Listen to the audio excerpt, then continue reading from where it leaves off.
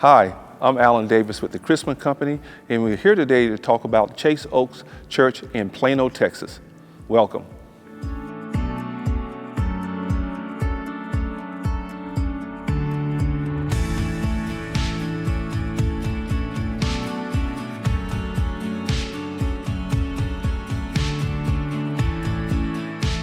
One of the unique aspects of this church building is that we came in and installed these concrete columns. As you look above, you will see that the ceiling line is roughly about 50 feet high. And with that, it came with its own challenges. Of course, we had to pour the columns, form it up as we went, tie the rebar all the way up to the top. Had a little cure time, then we went right into putting the structural beams up and putting a roof deck on top of the building. Now this particular building, construction occurred during a time when there was extreme rainfall in the area. Well, of course, our desire was to get the building in the dry as quick as possible. And in doing so, of course, when you put the roof on, we create a shadow.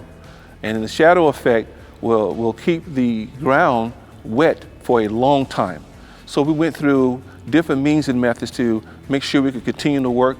The ductwork, as you see, all of the ductwork that's up high in the building, it was all installed where we did not pour the concrete floor until the very last phase of the project. The reason why we didn't do that is because if you look over here, we have diamond polished concrete. Well, diamond polished concrete has to be protected at all times during construction. So we decided to do the concrete floor last. Even though we put it down last, we still had the challenge of making sure it was protected.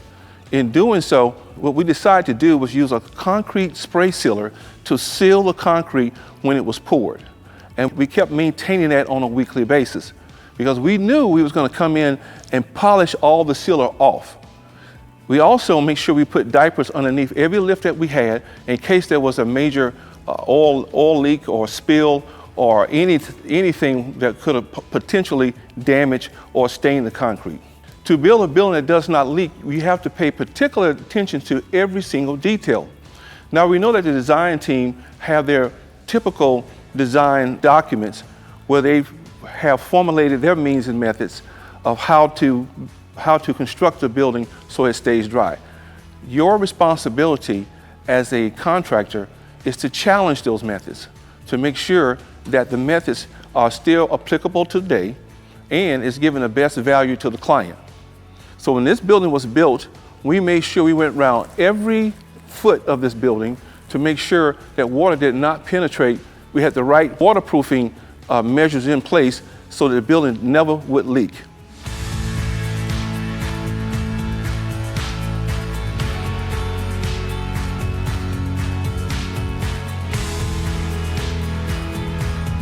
When this building was originally designed, it was designed to have a primary chiller and a backup chiller just in case the church needed it. And when the heat load from the members that attend here, which I think on a given Sunday may have 5,000, 6,000 members.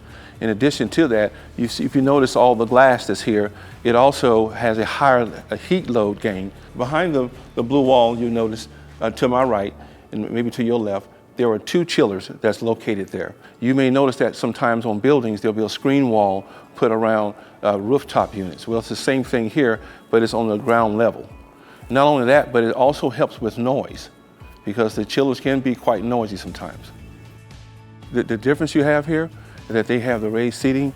When we built the building, everything was at the same ground level here. And we came in and built the raised seating.